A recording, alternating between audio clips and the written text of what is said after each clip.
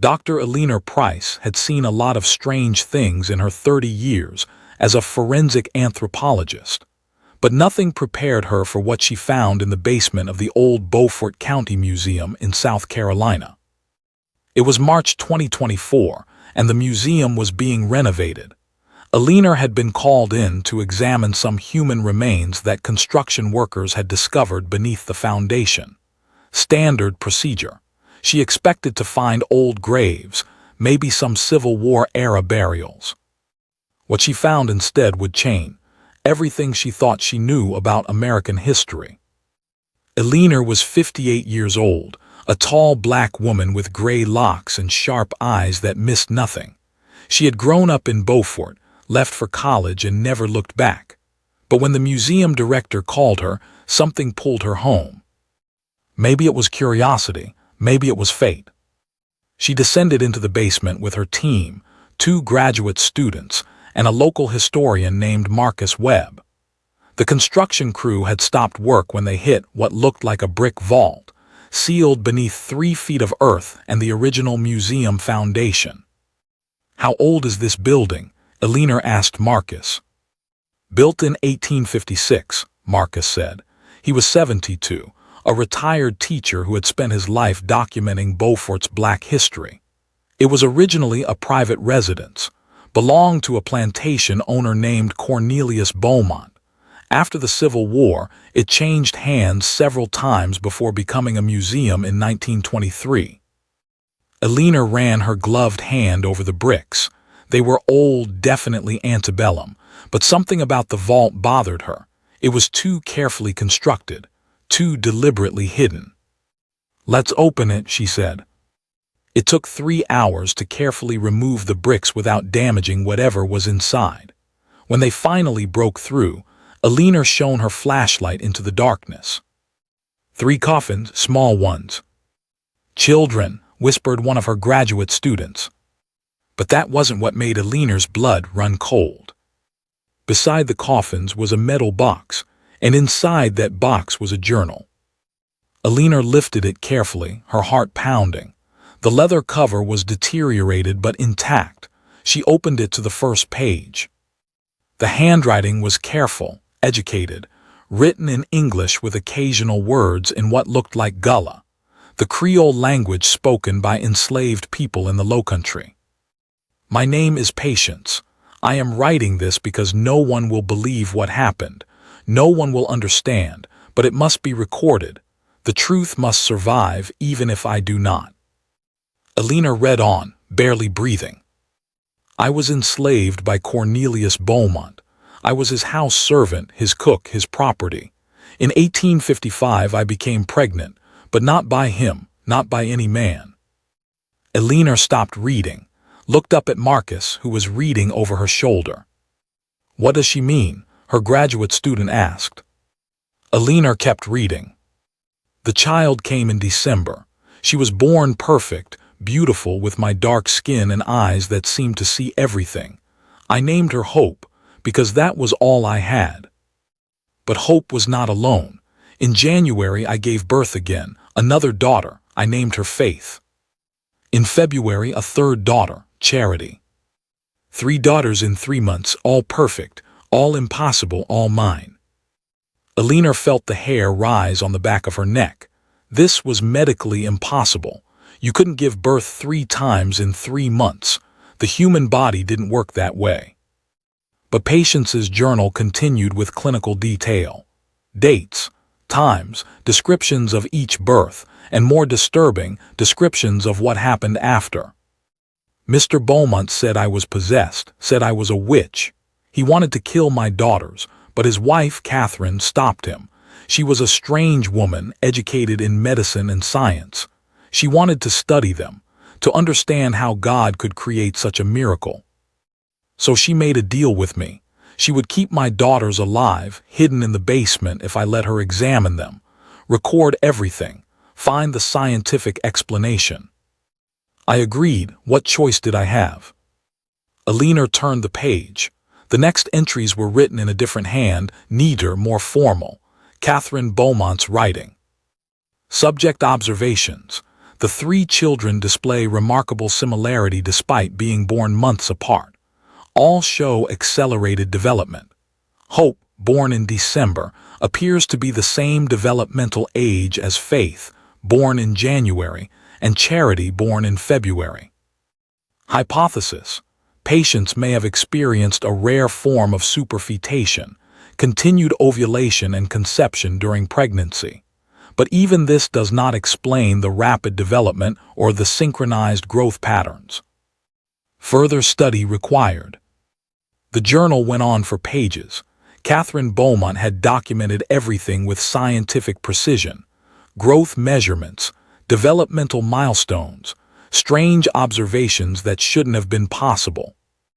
All three girls spoke their first words on the same day, despite being born months apart. All three took their first steps on the same day. All three seemed to share thoughts, finishing each other's sentences, crying when the others were hurt. And then, abruptly, the entry stopped. The last entry was in Patience's handwriting again. "They are gone, all three of my daughters dead within hours of each other. Catherine says it was fever, but I know the truth. They were never meant to survive in this world. They were too pure, too perfect, too much of a miracle for a place built on suffering. I am writing this and hiding it with their bodies. Someday someone will find them, someone will understand, someone will tell the truth.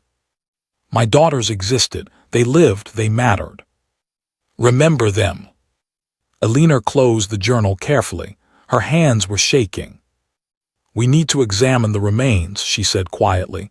"DNA testing, carbon dating, everything." "Do you think it's real?" Marcus asked.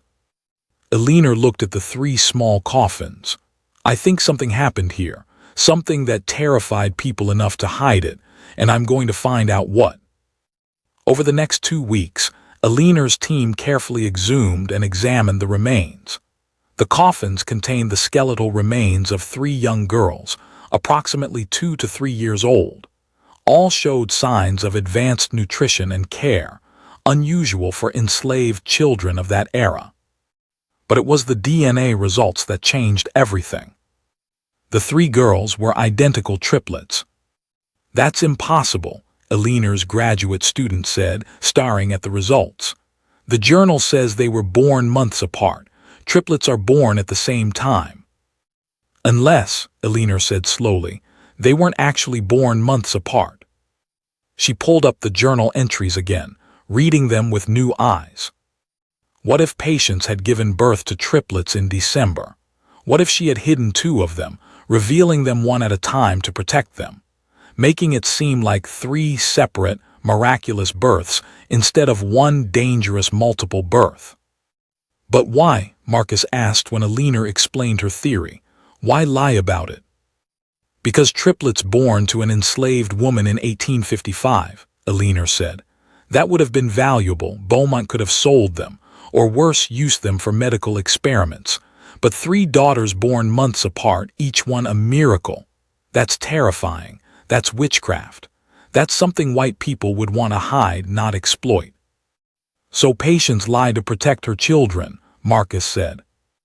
"And Catherine Beaumont helped her," Eleanor added. "Look at these journal entries again. Catherine was documenting miracles and impossible development.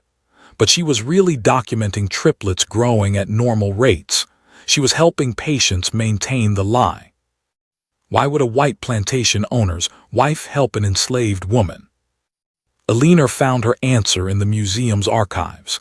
Catherine Beaumont had been unusual for her time, educated in medicine, a supporter of abolition, married to a man she despised. She had no children of her own. And according to letters Eleanor found, she had tried for years to free the people her husband enslaved, but she had no legal power, no rights, no voice. Helping Patience hide and protect her daughters was the only rebellion she could manage. But the story didn't end there. Eleanor kept searching the museum archives, kept digging into Beaufort's history, and she found something that made her blood run cold.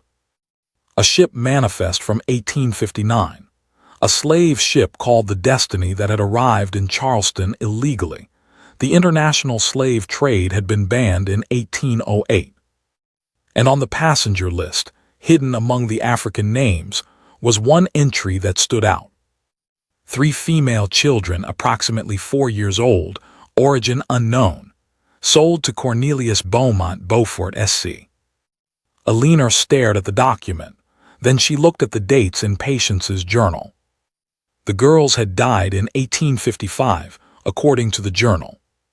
But Beaumont had purchased 3 girls in 1859. "Oh my God," Eleanor whispered. Marcus looked over her shoulder. "What?" "They didn't die," Eleanor said. "Patience lied. She faked their deaths and got them onto this ship. She sent them away." "Away where?" Eleanor's hands trembled as she pulled up more records. The Destiny had traveled from Charleston to Liberia, the African nation created as a refuge for formerly enslaved Americans. "She sent them to freedom," Eleanor breathed. "She saved them." But that raised a new question. Whose remains were in the coffins? Eleanor returned to the basement vault. This time, she examined the remains more carefully, and she found something she had missed before. The bones were too light, too fragile, not human at all. They were carved wooden dolls, clothed in real fabric, buried with love and care. Eleanor sat back on her heels, understanding flooding through her. Patience had created a grave for her daughters, a place to mourn them, a place to remember them, but she had sent the real girls away to a place where they could be free. The journal was both truth and deception, a record of what happened and a cover story to protect her children if anyone ever found the grave. It was brilliant. It was heartbreaking. It was the most powerful act of resistance Eleanor had ever encountered. But there was still one piece missing. How had Patience gotten her daughters onto that ship? An enslaved woman had no money, no connections, no power. Unless someone helped her. Eleanor went back to Catherine Beaumont's papers, and there, hidden in a personal letter to her sister, she found the truth. "I have done something terrible and wonderful. I have helped a mother save her children. Cornelius will never know. He believes they died of fever, buried in the basement. But they are alive, sailing to freedom, to a life he can never touch. I am complicit in theft," he would say, "theft of his property. But how can children be property? How can love be a crime? If I am caught, I will hang. But for once in my powerless life, I have done something that matters." Eleanor closed the letter carefully. 2 women, one enslaved, one trapped by marriage and law, had worked together to save 3 children, had created an elaborate deception that lasted over 150 years. And now, finally, someone knew the truth. Eleanor stood in front of the Beaufort County Museum Board of Directors. She had spent 3 weeks preparing her presentation, gathering evidence, building her case. The board consisted of 8 people, all white, all wealthy, all descendants of old Beaufort families. They looked at her with polite disinterest. "Dr. Price," the chairman said, "you've made some extraordinary claims about the remains found in our basement. Perhaps you'd like to explain." Eleanor took a deep breath. "The remains are not human. They're wooden dolls. But they represent something real, 3 children who were born into slavery and freed through one of the most elaborate deceptions in American history." She presented her evidence, the journal, the DNA results proving the human tissue samples found with the dolls came from identical triplets, the ship manifest, Catherine Beaumont's letters. When she finished, the room was silent. Finally, the chairman spoke. "This is quite a story, Dr. Price, but I'm not sure what you expect us to do with it." "I expect you to tell it," Eleanor said, "to create an exhibit, to honor Patience and her daughters, to show the world how enslaved women fought for their children's freedom." The chairman looked uncomfortable. "The problem is, Dr. Price, that this story reflects poorly on the Beaumont family. Cornelius Beaumont was a respected member of this community. His descendants still live here. We can't simply tarnish his reputation based on wooden dolls and old journals. Alina felt anger building in her chest. His reputation was built on enslaving human beings. I don't think it can get much worse. Nevertheless, the chairman said coldly, we need more proof, concrete evidence, not theories and speculation. I have DNA evidence, Alina said. I have historical documents. What more do you need? We need to find the children, another board member said. If they really went to Liberia, there should be records, descendants, proof they survived. Alina stared at them. They were asking her to do the impossible, to trace 3 small children who had disappeared into Africa over 160 years ago. But she saw the truth in their eyes. They didn't want proof. They wanted her to fail. They wanted this story to disappear back into the basement where it had been hidden for over a century. Fine, Alina said, I'll find them. She walked out of the meeting with her head high. But once she reached her car, she sat in the driver's seat and let herself feel the weight of what she had just promised. How do you find 3 children who vanished in 1859? The answer came from an unexpected source. That evening, Alina received a call from Marcus Webb, the historian. I've been doing some research, Marcus said, about the Destiny, the ship that took the girls to Liberia. And it was operated by the American Colonization Society. They kept detailed records of every person they transported. Those records are in the Library of Congress. Alina felt hope flicker. Can you access them? Already did, Marcus said with satisfaction. I have a colleague who works there. She sent me digital copies of the passenger manifests from 1859. What did you find? 3 girls, Marcus said, listed as Hope Freeman, Faith Freeman, and Charity Freeman, ages listed as 4 years old, traveling with a woman named Martha Cummings. Alina's heart raced. Who was Martha Cummings? That's where it gets interesting, Marcus said. Martha Cummings was a free black woman from Philadelphia. She was a teacher with the American Colonization Society, traveling to Liberia to establish a school. According to her personal papers, which my colleague also found, she was asked by an anonymous donor to escort 3 special children to safety. Catherine Beaumont, Alina breathed. Most likely, Marcus agreed. Catherine had family money. She could have funded the passage without her husband knowing. What happened to the girls after they arrived in Liberia? That's where the trail goes cold, Marcus admitted. Martha's papers mention establishing the children in a missionary school in Monrovia, but after that, nothing. Alina thought for a moment. I need to go to Liberia. Alina, I know what I'm asking, Alina interrupted. I know it's a long shot, but those board members want proof. I'll get them proof. I'll find Patience's descendants if they exist. How will you even know where to start? I'll start with the missionary school, Alina said, and I'll keep looking until I find something. This story deserves to be told. Patience and her daughters deserve to be remembered. There was a pause. Then Marcus said quietly, I'm coming with you. Marcus, you don't have to. Those girls are my history too, Marcus said firmly. Every enslaved person who fought for freedom is my history. I'm 72 years old. If not now, when? Alina smiled. When can you leave? Give me a week to arrange things. 2 weeks later, Alina and Marcus landed in Monrovia, Liberia. The city was hot, humid, and overwhelming. Alina had been to Africa before for research, but never on a mission like this. They started at the National Museum, explaining their search. The museum director, a woman named Dr. Aminata Kali, listened with growing interest. This is fascinating, Dr. Kali said. We have archives from the early American Colonization Society settlements. The missionary schools kept good records. Let me see what I can find. It took 3 days of searching through old ledgers and documents, but finally, Dr. Kali found it. A registry from St. Mary's Missionary School, dated 1860. 3 names: Hope Freeman, Faith Freeman, Charity Freeman. They were enrolled in the school, Dr. Colley said. They stayed for, it looks like 6 years. Then the trail splits. What do you mean? Eleanor asked. Hope and Faith left the school in 1866. They married brothers, local men from Monrovia.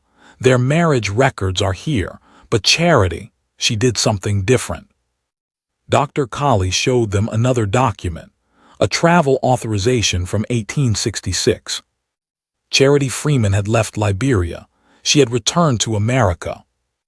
Why would she go back? Marcus asked. She was free in Liberia. Eleanor understood. She went back for her mother. They found the proof in American immigration records. Charity Freeman, age 11, arriving in Charleston in 1867, accompanied by a white missionary named Reverend Samuel Thompson. From there, the trail was easier to follow. Charity had indeed returned to Beaufort, had found her mother, Patience, who was now free due to the Emancipation Proclamation but living in poverty. And together, mother and daughter had moved north to Philadelphia, where they both appear in the 1870 census. Patience lived until 1889. Charity married, had 4 children, and became a teacher. Her descendants scattered across Pennsylvania, New York, and New Jersey. Eleanor and Marcus returned to the United States with documentation proving every step of the story. Birth records, marriage records, census data, photographs from the early 1900s showing Charity's children and grandchildren. The evidence was undeniable. But when they presented it to the museum board, the response was not what Eleanor expected. "This is impressive research, Dr. Price," the chairman said. His tone was cold. "But I'm afraid we're going to have to decline creating an exhibit." "On what grounds?" Eleanor demanded. "The museum's mission is to preserve Beaufort's history," he said. "This story, well, it paints our founding families in a negative light. We don't think it serves the community's interests." Eleanor felt rage building. "You mean it doesn't serve your interests? You don't want people to know that your ancestor was?" "Careful, Dr. Price," the chairman warned. "That sounds very much like slander." "It's not slander if it's true," Eleanor shot back. "Cornelius Beaumont enslaved human beings. He tried to keep 3 children in bondage. Those are facts." "Your interpretation of facts," another board member said. "We see a different story, a story of a complex time when people made difficult choices." "There's nothing complex about slavery," Marcus said quietly. Everyone turned to look at him.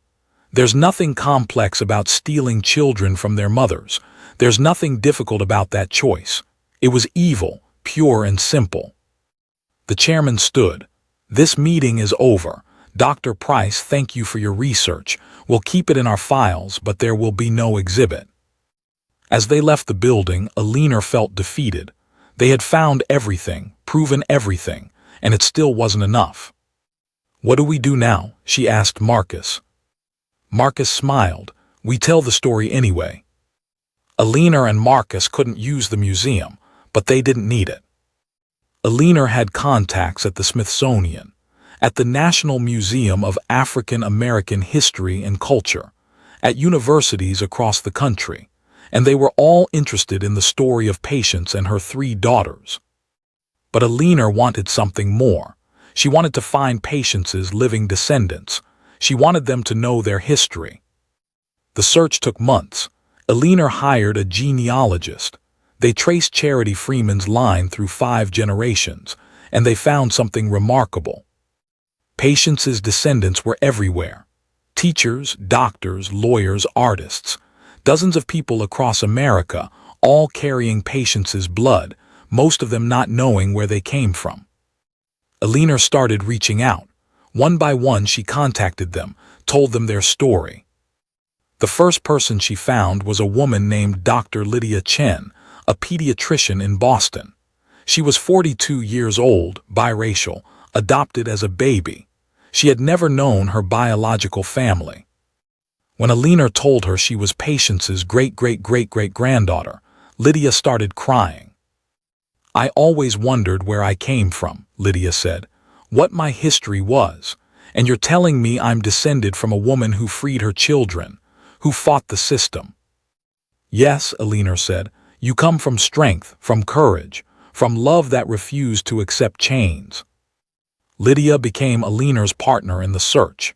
Together, they found 23 living descendants of Patience. Each one reacted differently. Some cried. Some were angry that the story had been hidden for so long. Some felt pride. Some felt pain. But all of them wanted to know more. Alina organized a gathering in Beaufort, South Carolina, on the grounds where the old Beaumont plantation had once stood.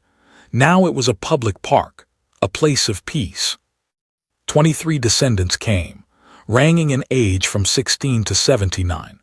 Black, white, biracial, rich, poor, middle class, united by blood and by the story of an enslaved woman who refused to let her children die in bondage. Alina stood before them with the journal, Patience's journal, the words she had written over 160 years ago.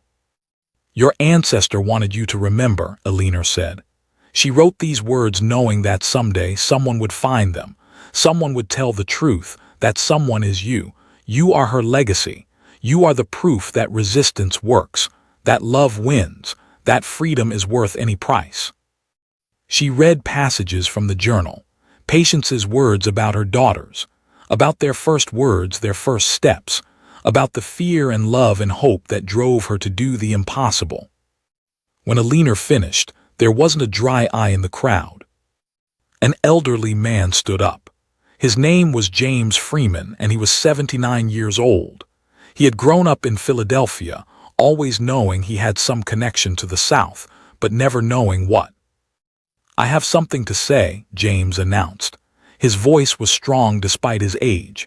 "My grandmother, Charity's granddaughter, she told me stories when I was a boy, stories about a woman who could work miracles, who had 3 daughters born under mysterious circumstances, who saved them from slavery." He pulled out a small wooden box. "She gave me this before she died, said it belonged to the woman who started our family. I never knew what it meant, until now." He opened the box. Inside was a small carving, a woman holding 3 children. Alina gasped. She recognized the style, the same style as the wooden dolls buried in the vault. "Patience made this," Alina breathed. "She carved it before she sent her daughters away, a reminder of what she was fighting for." James handed the carving to Alina.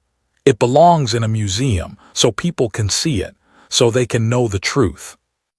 Alina looked at the carved figures, a mother and her children, frozen in wood, protected by love. "The Beaufort Museum won't display it," she said, "but I know museums that will." "Then let them," James said. "Let the whole world see what our ancestor did." 6 months later, the Smithsonian National Museum of African American History and Culture opened a new exhibit. It was called The Mystery of Patience, One Mother's Impossible Choice. The exhibit featured Patience's journal, the wooden carving, DNA evidence, historical documents, photographs of her descendants, and the story, told in full, of how an enslaved woman had saved her children through deception, courage, and the help of an unlikely ally. The exhibit went viral. News outlets covered it, historians debated it, documentaries were made about it. And people came, thousands of people.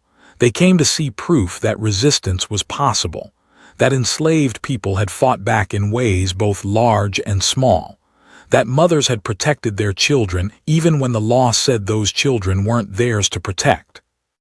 Alina stood in the exhibit on opening day, surrounded by Patience's descendants.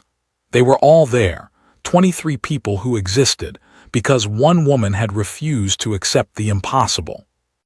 Dr. Lydia Chen stood beside Alina, reading the journal entry displayed behind glass.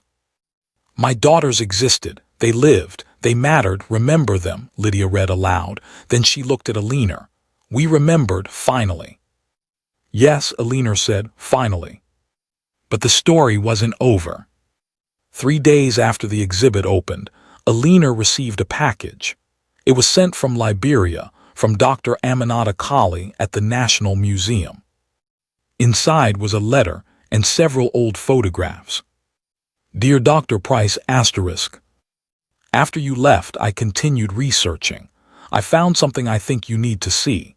The descendants of Hope and Faith Freeman still live in Liberia.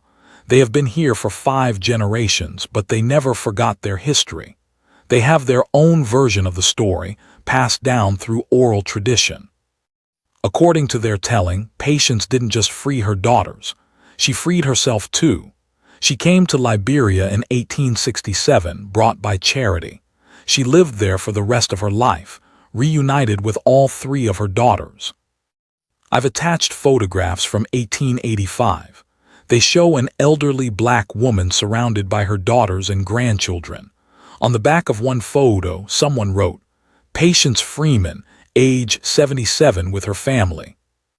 She died in Liberia in 1889 and is buried there. Her grave marker says, Patience Freeman, Mother of Freedom, 1812-1889. I thought you should know, the story didn't end in tragedy. It ended in reunion, in freedom, in family. Alina stared at the photographs. There she was, Patience, an old woman with kind eyes and a gentle smile. Surrounded by children and grandchildren, free, happy home. Alina immediately added this information to the exhibit, updated the narrative, changed the ending from uncertain to triumphant. Because that was the truth. Patience hadn't just freed her daughters, she had freed herself, had crossed an ocean to be with them, had lived her final years as a free woman on the African continent her ancestors had been stolen from. It was the most perfect ending Alina could imagine. The Beaufort Museum Board never acknowledged the exhibit, never apologized for trying to bury the story, but it didn't matter anymore. The truth was out. Patience's name was known. Her descendants had reclaimed their history. And in Beaufort, something changed. The exhibit had been open for 3 months when Alina received an unexpected call. Dr. Price, my name is Catherine Beaumont Hayes. I'm the great-great-great-granddaughter of Catherine and Cornelius Beaumont. I'd like to meet with you. Alina agreed, curious but cautious. They met at a coffee shop in Beaufort, neutral ground. Catherine Beaumont Hayes was 56 years old, a lawyer from Charleston. She had her ancestors' sharp eyes and determined expression. I saw the exhibit, Catherine said without preamble. I read the letters, my ancestors' letters, the ones where she helped Patience free her children. Yes, Alina said carefully. She was complicit in what her husband would have called theft. She risked everything.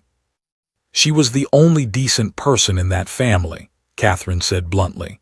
I've spent my whole life researching the Beaumonts, my whole life trying to understand how people could do what they did, how they could own other people and sleep at night. She pulled out a folder. I found something, in my family's private papers, something the museum board doesn't know about. Alina opened the folder. Inside were more letters, more journal entries, all from Catherine Beaumont.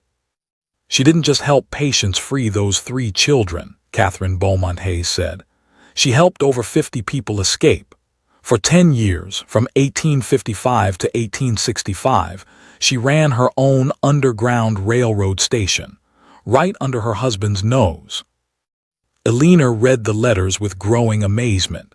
Catherine Beaumont had been far more than an ally. She had been a conductor, a freedom fighter. She had used her husband's money, her husband's property, her husband's trust to destroy the system he profited from.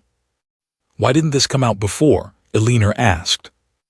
Because my family buried it, Catherine said bitterly. When Catherine died in 1870, Cornelius destroyed most of her papers, but some survived, hidden by servants, passed down through family lines, eventually ending up with me. She leaned forward. I want to donate them to your exhibit. I want people to know the truth. Yes, my ancestor Cornelius was a monster, but his wife was a hero, and she should be remembered as one. The museum board won't like this, Alina warned. Catherine smiled coldly. I don't care what the board likes. I'm a lawyer, Dr. Price, and I've discovered that 3 members of that board have been embezzling museum funds for years. I'm about to file charges. That board is about to have much bigger problems than an exhibit about slavery. Alina blinked. You're serious? Completely. I've been investigating them for 6 months. They've been using museum money for personal expenses, claiming it's for historical preservation. It's fraud, and I'm going to end it. Why? Catherine looked at her with fierce determination. Because they tried to bury the truth. They tried to protect men like Cornelius Beaumont while erasing women like Patience and Catherine. I won't let that stand. I won't let their corruption continue. 2 weeks later, the Beaufort Museum Board was dissolved. 3 members were indicted for fraud. The museum was placed under state oversight. And the new director's first action was to create a permanent exhibit about Patience, her daughters, and the Underground Railroad station run by Catherine Beaumont. The exhibit opened 6 months later. Alina was there, along with Patience's descendants, Catherine Beaumont Hayes, Marcus Webb, and hundreds of community members. The new director, a black woman named Dr. Simone Waters, spoke at the opening. For too long, we've told only one version of history, she said. The version that made powerful people comfortable. The version that erased the suffering of enslaved people and the courage of those who resisted. Today, we tell a different story. A complete story. A true story. She gestured to the exhibit. Patience was an enslaved woman who saved her children through intelligence, deception, and an unbreakable will. Catherine Beaumont was a white woman who used her privilege as a weapon against the system that gave it to her. Together, they changed lives. They changed history, and their story will never be buried again. The crowd erupted in applause. Alina stood with Patience's descendants, feeling the weight of the moment. They had done it. They had brought the truth to light. Dr. Lydia Chen squeezed Alina's hand. Thank you, she whispered, for finding us, for telling our story. Thank you for claiming it, Alina replied, for making sure Patience is remembered. After the ceremony, Alina found herself standing in front of the display case that held Patience's journal. The words she had written so long ago, in secret, hoping someone would find them. My daughters existed, they lived, they mattered, remember them. A young girl, maybe 10 years old, came to stand beside Alina. She was black, with bright, curious eyes. Is this a true story? The girl asked. Yes, Alina said, every word. Was Patience scared? Terrified, Alina said, but she did it anyway. The girl thought about that. I want to be like her when I grow up, brave even when I'm scared. Alina smiled. Then she'll live on through people like you. The girl nodded seriously and walked away, her mother's hand in hers. Alina watched them go, thinking about legacy, about how stories survive, about how the truth once spoken can never truly be silenced. That evening, Alina and Marcus sat on the beach in Beaufort, watching the sunset over the water. They had been working on this project for nearly a year. It had consumed their lives. What now? Marcus asked. Alina thought about that, about all the other stories still buried, all the other Patiences whose names had been erased from history. We keep looking, she said. We keep finding the truth. We keep telling the stories they tried to bury. I'm 73 years old, Marcus said with a laugh. How many more stories do you think we can find? As many as we have time for, Alina replied. Every single one matters. Marcus nodded. Then let's get to work. They sat in comfortable silence, watching the sun sink into the ocean. The same ocean Patience had crossed to freedom. The same ocean that had brought her ancestors to America in chains and had carried her daughters back to Africa in hope. History was a circle, Alina thought. Pain and resistance, suffering and triumph, all connected across time. But now, finally, Patience's part of that circle was complete. Her name was known, her daughters remembered, her courage celebrated. And somewhere, Alina liked to think, Patience was at peace. 1 year after the exhibit opened, Alina received a letter. It was handwritten on expensive paper, sent from Liberia. Dear Dr. Price *. My name is Hope Freeman Mensah. I am the great-great-great-granddaughter of Hope Freeman, one of Patience's daughters. I am writing to thank you for finding our family, for telling our story, and to share something with you that I think you'll find remarkable. We have maintained an oral tradition in our family for 5 generations. Every child born into our line is told the story of Patience, how she saved her daughters, how she crossed an ocean to be free, how she chose courage over safety every single day. But we also tell another story, a story about what happened after, about what Patience built in Liberia. She didn't just live out her days in peace. She created a school, a place where formerly enslaved people could learn to read and write, could reclaim their history, could become who they were meant to be. The school still exists. It's called the Patience Freeman Academy. We have over 300 students, and every single one of them learns about the woman who founded it, the woman who believed that education was the path to true freedom. I am the current head mistress, and I would like to invite you to visit, to see what Patience built, to meet her legacy in person. Alina booked a flight to Liberia the next day. She arrived in Monrovia 2 weeks later, accompanied by Dr. Lydia Chen and 3 other American descendants of Patience who wanted to see their ancestors' work. Hope Freeman Mensah met them at the airport. She was 68 years old, with Patience's same kind eyes and determined expression. She hugged each of them like family. "Welcome home," she said, and somehow it felt like home. The Patience Freeman Academy was located on the outskirts of Monrovia. It was a collection of bright blue buildings surrounded by mango trees and gardens. Children in uniforms laughed and played in the courtyard. "This is beautiful," Lydia breathed. "This is Patience's dream," Hope said.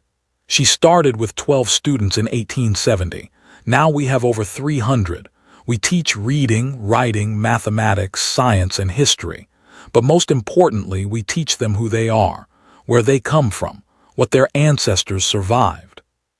She led them to a small building at the center of the campus.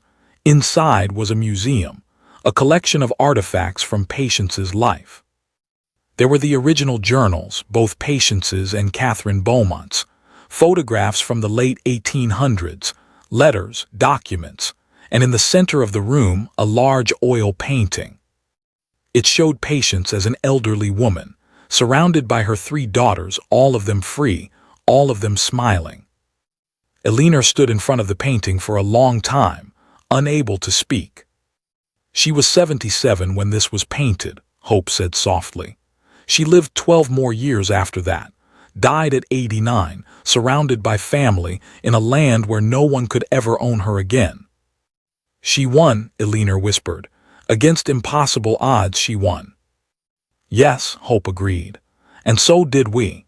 Everyone in this room, everyone descended from her. We exist because she refused to accept defeat." They spent 3 days at the academy. Alina met students who could recite Patience's story by heart, teachers who used her example to inspire their classes, descendants who had traveled from across Liberia to meet the Americans who shared their blood. On the last day, Hope organized a ceremony. The entire school gathered in the courtyard. Students, teachers, community members, and Patience's descendants from both America and Liberia. Hope stood before them and spoke. "We gather today to honor Patience Freeman, mother of freedom, teacher of truth, builder of futures. She was enslaved, but she refused to be broken. She was silenced, but she spoke anyway. She was told her children were property, but she proved they were priceless." She gestured to Alina and the American descendants. Our family was separated by an ocean, by history, by the evil of slavery, but today we are reunited, and together we carry Patience's legacy forward. A young girl, one of Hope's students, stepped forward. She was maybe 12 years old.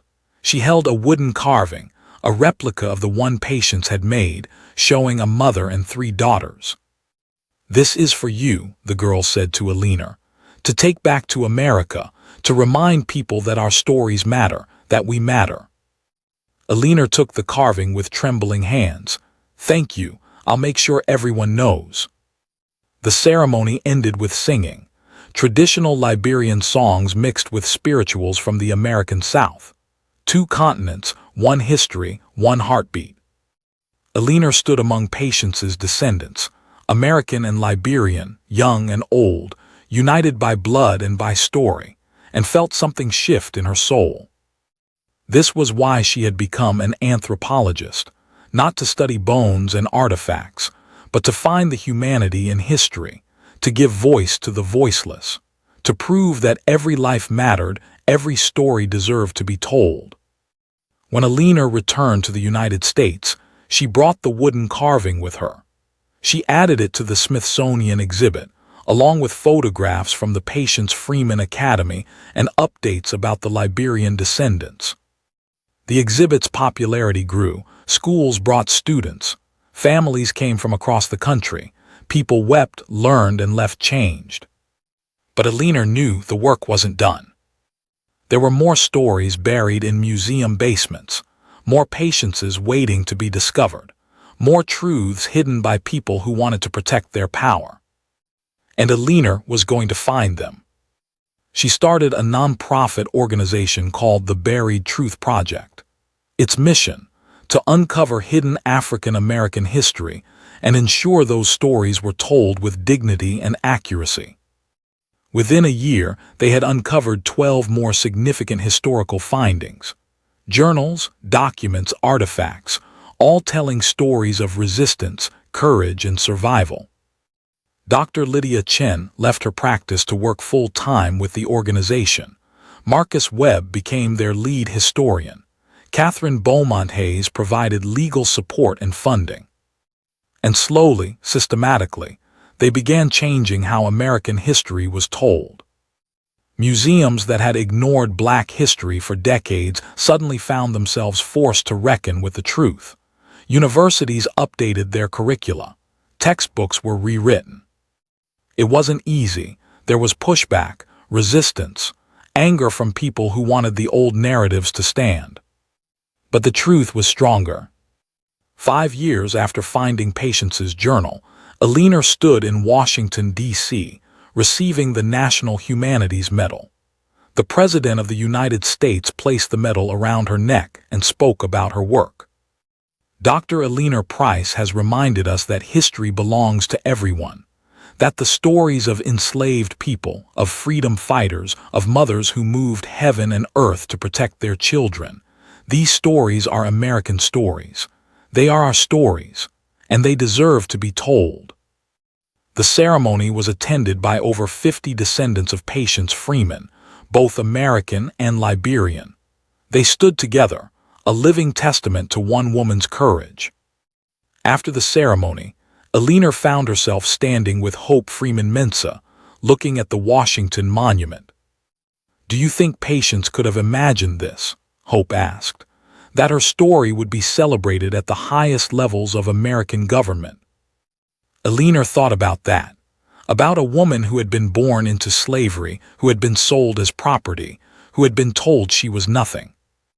"Yes," Alina said, "I think she could imagine it, because she believed in impossible things. She believed 3 daughters could be free even when the law said they couldn't be. She believed truth could survive even when people tried to bury it. She believed love was stronger than chains." "She was right," Hope said. "She was right," Alina agreed. They stood in silence, 2 women connected by history and purpose, honoring an ancestor who had refused to be erased. That night, Alina returned to her hotel and opened her laptop. She had received a message from a museum in Virginia. They had found something in their basement during renovations, a collection of letters, a journal, written by an enslaved woman named Rebecca.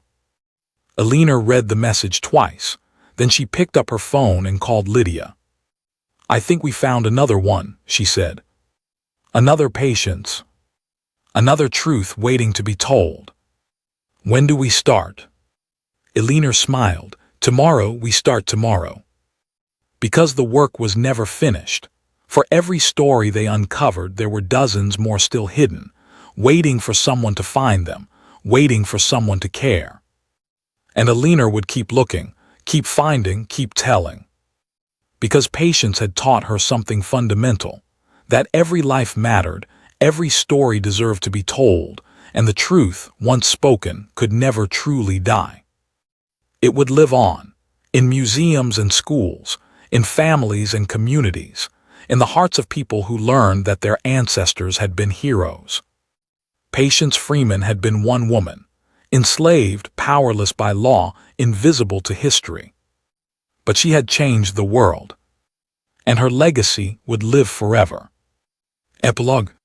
On December 15, 2029, the Patience Freeman Academy in Liberia celebrated its 160th anniversary. The ceremony was attended by over 500 descendants from around the world: America, Liberia, Ghana, the United Kingdom, Canada. The keynote speaker was a young woman named Patience Chen Freeman, the great-great-great-great-great-granddaughter of both Patience Freeman and Dr. Lydia Chen. She was 22 years old, a recent graduate of Harvard University, studying history and education. She stood before the crowd and spoke. "My ancestor Patience Freeman was told she was property. She was told her children could be sold. She was told to be silent, to accept, to submit. She refused. And because she refused, I stand here today, free, educated, empowered, living the life she dreamed of but never got to live herself." This is what resistance looks like. Not just the big moments, not just the dramatic escapes, but the daily choice to believe in something better, to fight for it, to sacrifice for it, to never ever give up. Patience's story was hidden for over 150 years, but it survived, and now it inspires millions. How many more stories are still waiting? How many more Patiences are buried in basements, forgotten in archives, erased from textbooks? Our job, my generation's job, is to find them, to tell them, to make sure that never again does someone's courage go unrecognized, someone's resistance go unremembered, someone's humanity go unacknowledged. We are Patience's legacy, every single one of us, and we will make sure her truth and all the truths like hers live forever. The crowd rose in thunderous applause.